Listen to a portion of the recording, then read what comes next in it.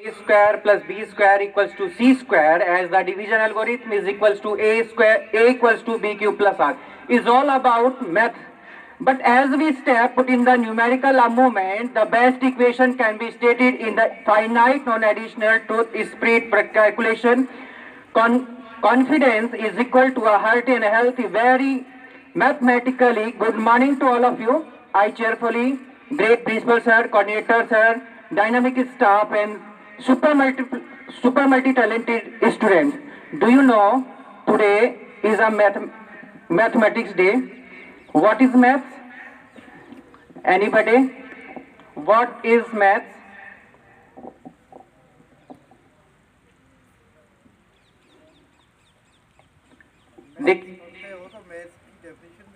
What is mathematics? Okay. How many students like mathematics? How many students like mathematics? Raise your hand.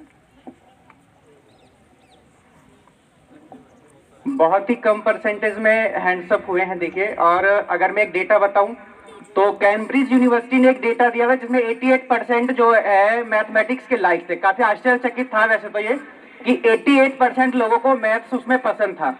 अब वो सबसे वैसे तो data सबसे ऊपर का है। अगर हम लोग बाकी के लोअर स्टेज की बात करें वो कभी आगे करेंगे। तो ओके, मैं आपको डेफिनेशन एक बार बता दे रहा हूँ कि mathematics is the science and study of quality, structure, space and changes. तो अलग अलग लोगों ने अपनी अलग अलग डेफिनेशंस दी है और कुछ ने कहा है कि mathematics is the key of sciences, कोई कह रहा है कि mathematics is the queen of sciences, कोई कह रहा है कि without mathematically there nothing you can do, everything around you is a mathematics, everything around is a number। यानी हम यहाँ हैं, आप स्टेज पे खड़े हैं, ये भी क्या एक मैथमेटिकली आपका एक शेप बनी हुई है। जो अगर हम लोग बात करें फिगर की तो एक रेक्टेंगल की शेप है। रेक्टेंगल का सबको एरिया पड़ा। स्टेयर से हम आते हैं, स्टेयर्स भी क्या एक रेक्टेंगल की शेप है। अगर इस तरीके से और भी डेफिनेशन दें तो पंडित नारायण मिश्रा ने भी एक डेफिनेशन दी है। देखिए उन्होंने मैथ्स को कहां से जोड़ा है। उन्होंने जो डेफिनेशन दी, अभी मैं वैदिक मैथ्स की एक बुक पढ़ा था, उन्होंने कहा है कि मैथ्स एक ऐसा सब्जेक्ट है जैसे बरसात के मौसम में नृत्य करता हुआ कोई मयूर। और ये देखिए उन्होंने कहां से जोड़ा है। और आप लोगों को मैथ पसंद भी नहीं है। How many student like a maths A boring subject? Boring subject है जिसे बोरिंग लगता हो सब्जेक्ट। 1732 में इलर और लैग्रांज ने उस इक्वेशन को सॉल्व किया।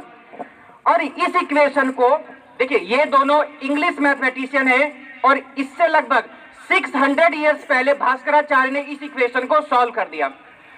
यानी अगर मैं बात करूं जो हमारे देश पर आक्रमण वगैरह हुए हैं वो सिर्फ इसलिए नहीं हुए कि सिर्फ इस देश पर राज करना है। यानी हमारा जो इतिहास है उसको इधर उधर करने में उनका बहुत ज्यादा हाथ रहा, जिस वजह से जो हम आजकल मैथ्स की बुक पढ़ते हैं उसमें आप लोग देखते हैं कि हमारे इंडिया के जो मैथमेटिशियन उनके बहुत कम नाम मिलते हैं आपको। उनका सबका रीजन यही है। यूक्लिड ने पाइथागोरस थ्योरम दी, ये बात सबको पता है, आप लोगों ने पढ़ा है, 10th वाले भी पढ़ते, सब लगभग सभी क्लासेस में है। यूक्लिड से पहले भास्कराचार्य ने जो है पाइथागोरस थ्योरम बना दी थी। लगभग अगर मैं बात करूं करीब 700 ईयर्स अगो, 700 साल पहले भास्कराचार्य ने यूक्लिड द्वारा दी गई पाइथागोरस थ्योरम को बना चुके थे वो। और उसके बाद में लगभग 500 साल बाद, हाँ करीब 700 या 500 साल के बाद में ही उन्होंने यूक्लिड ने ये दी है। आप लोगों ने शकुंतला देवी का नाम सुना है क्या? सुना है। तो शकुंतला देवी की अगर हम लोग बात करते हैं, she is the first women mathematician in India.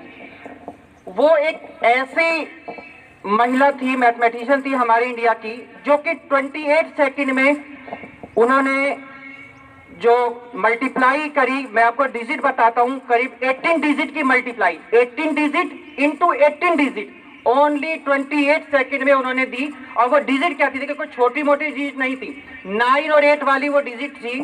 7686369774 की मल्टीप्लाई इन्होंने करी। 2465099745779 इस नंबर की डिजिट जब उन्होंने करी 28 सेकंड में, और जो आंसर आया आप लोग सब जानते हैं, आपका कैलकुलेटर भी फेल हो जाता है अगर 5 या 6 से ऊपर आपकी डिजिट हो जाए, कैलकुलेटर हाथ उठा लेता कि अब नहीं होगी भाई मेरे से। उन्होंने सिर्फ 28 सेकंड में करी और उसका जो आंसर आया वो सुनकर आप लोग भी आश्चर्यचकित होंगे जब मैंने ये पढ़ा इस बुक में।